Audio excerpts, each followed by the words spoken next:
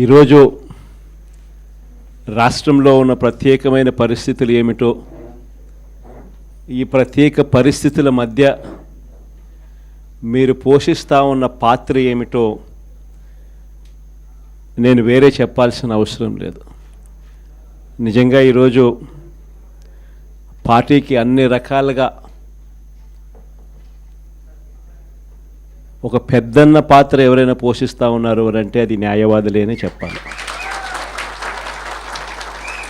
అడగకపోతే అమ్మైనా అన్నం పెట్టదన్నట్టుగా, కోరకపోతే దేవుడైనా కూడా వరం ఇవ్వడం అన్నట్టుగా, పిటిషన్ వేయకపోతే, న్యాయస్థానంలో మీరు నిలబడకపోతే న్యాయం కూడా దక్కే పరిస్థితి కూడా ఉండదు.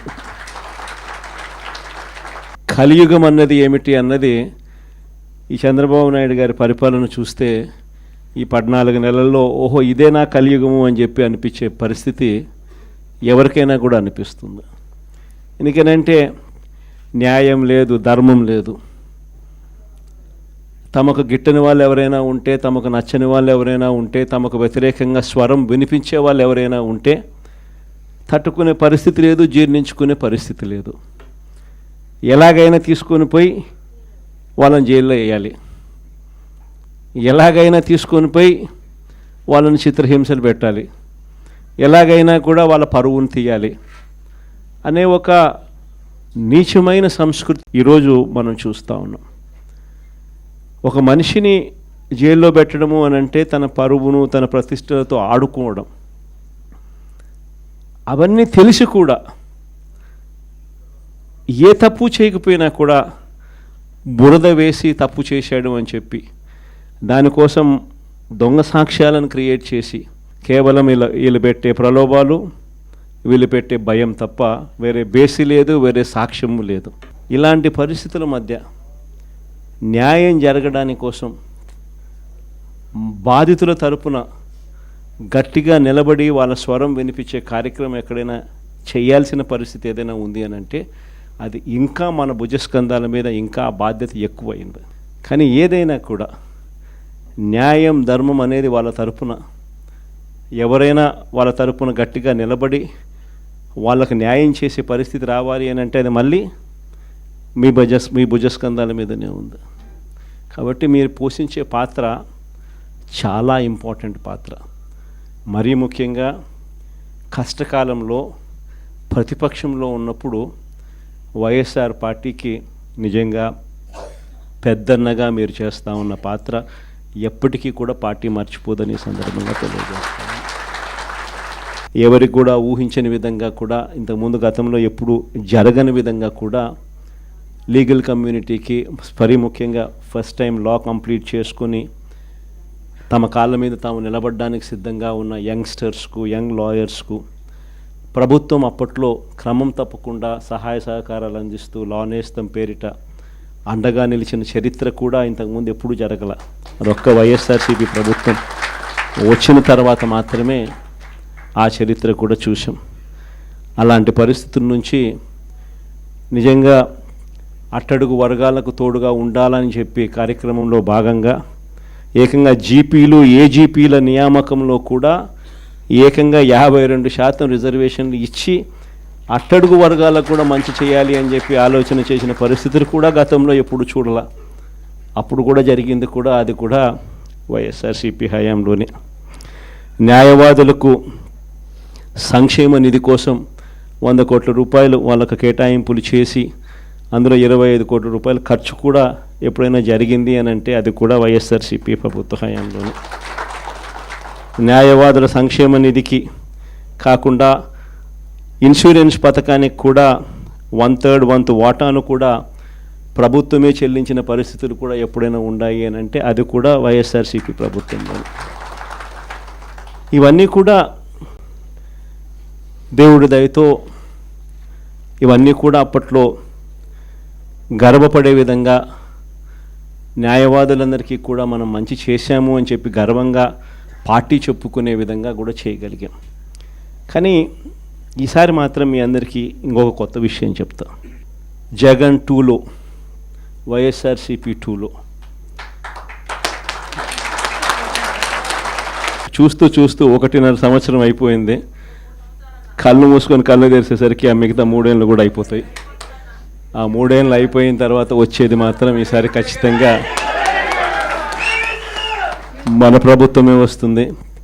ఎందుకనంటే ఇంతగా మోసాలు చేసిన పరిస్థితి, ఇంతగా అబద్ధాలు చెప్పిన పరిస్థితి బహుశా ఈ రాష్ట్ర చరిత్రలో ఎప్పుడు కూడా మనం చూసి ఉంటాం. చివరికి లాయర్లకు కూడా మోసం చేసిన పరిస్థితులు కూడా మనం చూస్తూనే ఉన్నాం. సూపర్ 6లు సూపర్ 7లు అనేటి గాలికి ఎగిరిపోయినాయి. ఇంతకుముందు మన ప్రభుత్వ హయాంలో ఉన్న ప్రతి పథకం కూడా అన్నీ రద్దయిపోయినాయి. వీళ్ళు చెప్పిన హామీలన్నీ కూడా మోసంగా మిగిలిపోయిన పరిస్థితుల మధ్య ఒకవైపున అన్ని అబద్ధాలు మోసాలుగా కనిపిస్తూ ఉన్న పరిస్థితులు ఒకవైపున ఉంటే, మరోవైపున వ్యవస్థలన్నీ కూడా పూర్తిగా దిగజారిపోయిన పరిస్థితులే కనిపిస్తూ ఉన్నాయి. చదువుల రంగం తీసుకున్న, పేదవాడి ఆరోగ్యానికి సంబంధించిన రంగం తీసుకున్న, వ్యవసాయ రంగం తీసుకున్న, లా అండ్ ఆర్డర్ తీసుకున్న, గవర్నెన్స్లో ట్రాన్స్పరెన్సీ తీసుకున్న, ఏ రంగాన్ని తీసుకున్నా కూడా అన్ని రకాలుగా తిరోగమనమే కనిపిస్తుంది తప్ప ఈ రాష్ట్ర ప్రభుత్వంలో ఎక్కడా కూడా పురోగతి, అభివృద్ధి అనేది ఎక్కడా కనిపించని పరిస్థితి. మరోవైపున విచ్చలవిడి కరప్షన్, ఎక్కడ చూసినా కానీ కరప్షన్ అనేది మామూలుగా లేని పరిస్థితిలో ఈరోజు చూస్తూ ఉన్నాం. ఎక్కడ నిలబడినా, ఏ గ్రామానికి వెళ్ళినా కూడా గ్రామంలో పక్కనే బెల్ట్ షాప్ కనిపిస్తుంది. విచ్చలవిడిగా బెల్ట్ షాపులు మన కళ్ళ ముందనే ఎంఆర్పి రేట్ కన్నా ఎక్కువ రేటుకి అమ్ముతూ ఉన్నారు. డైరెక్ట్గా ఎంఆర్పి రేట్ కన్నా ఎక్కువ అమ్ముతూ ఉన్న బెల్ట్ షాపులు ఎవరు నడపాలా అనేది ఆక్షన్లో పాడుతూ ఉన్నారు.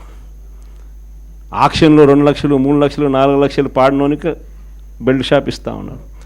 ఆ బెల్ట్ షాపు ఎంఆర్పి రేట్ కన్నా ఎక్కువ రేటు కళ్ళ ముందరనే అమ్ముతూ ఉన్నారు. అలా అమ్మించేది ఎవడు అని అంటే పోలీసులు దగ్గరుండి అమ్మిస్తూ ఉన్నారు. ఇది కరప్షన్ అన్నది కళ్ళ ముందనే కనిపిస్తూ ఉన్న కరప్షన్. ఎక్కడ చూసినా పర్మిట్ రూములు, ఇల్లీగల్ పర్మిట్ రూములు కనిపిస్తూ ఉన్నాయి. ఏ నియోజకవర్గం తీసుకున్నా కూడా ఇసుక అన్నది ఉచిత ఇసుక అంటున్నారు. ఉచిత ఇసుక ఎవరికి ఇస్తూ ఉన్నాడు అనేది దేవునికి ఎరక. కళ్ళు ఎదుటే కనిపిస్తూ ఉన్నది ఇసుకే మన ప్రభుత్వ హయాంలో కన్నా డబుల్ ది రేటుకి అమ్ముతూ ఉన్నారు. మన ప్రభుత్వ హయాంలో అన్న ఇసుకన్నా కనీసం సంవత్సరానికి 700 కోట్లు 750 కోట్లు గవర్నమెంట్కి ఆదాయం వచ్చేది రాయల్టీ రూపేణ. ఇప్పుడు రాయల్టీ రాకపోగా ఇసుకేమో డబుల్ రేటుకి అమ్ముతూ ఉన్నారు. ఏ నియోజకవర్గం తీసుకున్నా కూడా పేకాట క్లబ్బులు దగ్గరుండి నడిపిస్తూ ఉన్నారు ఎమ్మెల్యేలు, క్యాండిడేట్లు. పోలీసులు దగ్గరుండి ఆ పేకాట క్లబ్బులకు ప్రొటెక్షన్ ఇస్తూ ఉన్నారు. ప్రతి పేకాట క్లబ్ నుంచి నీకింత నాకింత అని పంచుకుంటా ఉన్న కరెక్ట్. ఎన్ని కళ్ళ ముందరే కనిపిస్తూ ఉన్న కరప్షన్. నేనేం వెరైటీ అని చెప్పడం. కాంట్రాక్ట్లు ఇస్తే అమరావతి మామూలుగా 4,000 4,500 రూపాయలు కడితే బ్రహ్మాండమైన హైదరాబాదు, బెంగళూరు లాంటి ప్లేస్లో కూడా 5 స్టార్ లాబీతో ఫ్లాట్లు నిర్మాణం 4,000 4,500 రూపాయలు పెడితే బ్రహ్మాండంగా కడతారు. కాస్ట్ ఆఫ్ కన్స్ట్రక్షన్ 4,500 రూపీస్ దాటదు. అమరావతిలో కాస్ట్ ఆఫ్ కన్స్ట్రక్షన్ 10,000 9,000. కళ్ళ ముందరనే మొబిలైజేషన్ అడ్వాన్స్. ఇంతకుముందు లేదు మొబిలైజేషన్ అడ్వాన్స్. ఇప్పుడు మొబిలైజేషన్ అడ్వాన్స్ ఇస్తున్నారు. అంటే పన్ను చేయక మునిపే 10% మొబిలైజేషన్ అడ్వాన్స్. మొబిలైజేషన్ అడ్వాన్స్ 10% ఇస్తున్నారు, అందులో 8% తీసుకుంటా ఉన్నారు. కళ్ళ ముందర కనిపిస్తూ ఉన్న కరప్షన్ ఇవన్నీ. పీపీఏలు ₹4.60. మన హయాంలో ₹2.49 మనం పీపీఏ చేస్తే నానా యాగి చేసినారు. ₹2.49 అనేది రాష్ట్ర చరిత్రలో ఎప్పుడు జరగలే. దేశ చరిత్రలో కూడా అతి తక్కువ ధరకు మనము ₹2.49 పీపీఏ చేసుకున్న పరిస్థితులు.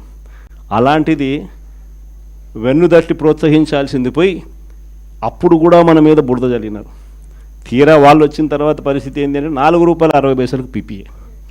కళ్ళెదితే ఇవన్నీ నేను ఎక్కడా కూడా కంటి ముందర కనిపించే కరప్షన్ మాత్రమే చెప్తా ఉన్నా.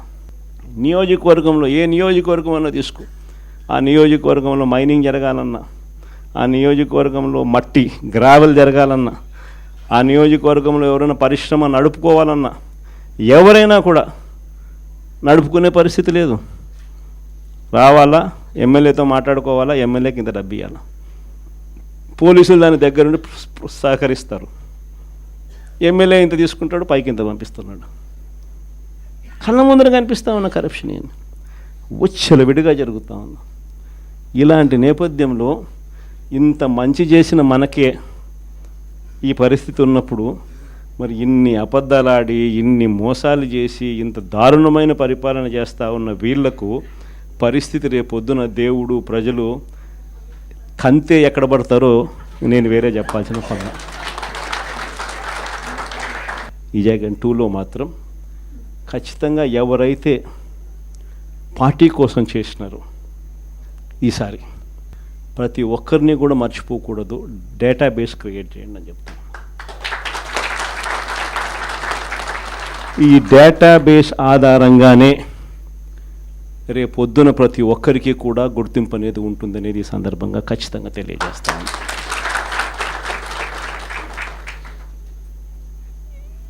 ఇక్కడే కాదు, రాష్ట్ర వ్యాప్తంగా కూడా రాబోయే రోజుల్లో నెక్స్ట్ 1 వీక్లో నెక్స్ట్ వీక్ బహుశా ఒక యాప్ కూడా తయారు చేస్తా ఉన్నాం. దాంట్లో కూడా మీ సీనియర్ లాయర్లు అందరూ కూడా దాంట్లో యాప్లో కూడా ఇన్వాల్వ్ అవుతున్నారు. యాప్ తయారీ కార్యక్రమంలో రాష్ట్ర వ్యాప్తంగా వైఎస్ఆర్సీపీ కార్యకర్తకు ఎవరైనా ఎక్కడ అన్యాయం జరిగినా ఆ యాప్ డౌన్లోడ్ చేసుకొని తన పేరు, తనకు ఏమన్యాయం జరిగింది, తనకు ఎవరి వల్ల అన్యాయం జరిగింది, ఆ అధికారి హోదా ఏమిటి, నీకు జరిగిన అన్యాయం ఏమిటి, ఆటోమేటిక్లీ మన డిజిటల్ లైబ్రరీలోకి వచ్చేస్తుంది. ఇక్కడ వచ్చిన తర్వాత రేపొద్దున మనం అధికారంలోకి వచ్చిన తర్వాత వీళ్ళందరి మీద రేపొద్దున జగన్ 2లో ఎవడెవడైతే అన్యాయం చేసినాడు, ఎవడెవడైతే అధికారి తన అధికారాన్ని దుర్వినియోగం చేశాడు, ఎవడెవడైతే అన్యాయంగా మనుషులను చిత్రహింసలు పెట్టారు, వాళ్ళందరినీ కూడా రేపొద్దున చట్టం మీద నిలబడతాం. చట్టం తన పని తాను చేసుకొని పోతుంది. ఎందుకంటే ఈరోజు చూస్తూ ఉన్నాం ఇవన్నీ కూడా. ఈరోజు లాయర్లుగా మనం పోయి వాదించే కార్యక్రమం ఏదైతే మనం చేస్తూ ఉన్నాము అని అంటే, ఎవరి తరపున మనం వాదిస్తున్నాము అని అంటే నిజంగా దెబ్బతిన్న వారి తరపున వాదిస్తూ ఉన్నాం. ఆ దెబ్బ అనేది ఎంత తీవ్రంగా కనిపిస్తూ ఉంది అని అంటే, కళ్ళ ఎదుటే దొంగ సాక్ష్యాలు, దొంగ కేసులు పెడతా ఉన్నారు. అందులో నుంచి దొంగ సాక్ష్యాలు పుడతా ఉన్నాయి. దొంగ సాక్ష్యాల ఆధారంగా మనుషులను తీసుకొని పోయి జైల్లో పెడతా ఉన్నారు. జైల్లో నుంచి ఆ మనిషి బయటకు వచ్చేసరికి ఆ కేసు అయిపోయేసరికి మరో కేసు, కరెక్ట్గా ఆ కేసు అయిపోయే టయానికి మళ్ళీ ఎక్స్టెన్షన్, మళ్ళీ ఆ కేసు అయిపోయేసరికి ఇంకొక కేసు, మళ్ళీ ఎక్స్టెన్షన్. నిజంగా ఈ వ్యవస్థ లేకన్నది మార్పు అనేది రావాలా. అధికారం ఉంది కదా అని చెప్పి, యూనిఫామ్ ఉంది కదా అని చెప్పి దుర్వినియోగం పరచడం అన్నది ఎంతటి బాధ కలిగిస్తుంది అటువైపున వ్యక్తికి కూడా అన్నది ఇటువైపున వ్యక్తికి కూడా అర్థం కావాలి. అర్థం కావడానికి అందుకనే లాయర్లు చేయించిన ఈ యాప్ని మనందరి సమక్షంలోనే నెక్స్ట్ వీక్ అది కూడా లాంచ్ చేసే కార్యక్రమం కూడా చేస్తాం. రాష్ట్ర వ్యాప్తంగా ఈ కార్యక్రమాలన్నీ చేసే ప్రతి విషయంలో కూడా మరొక్కసారి మళ్ళీ చెప్తా ఉన్నా, మీ పాత్ర చాలా ముఖ్యం.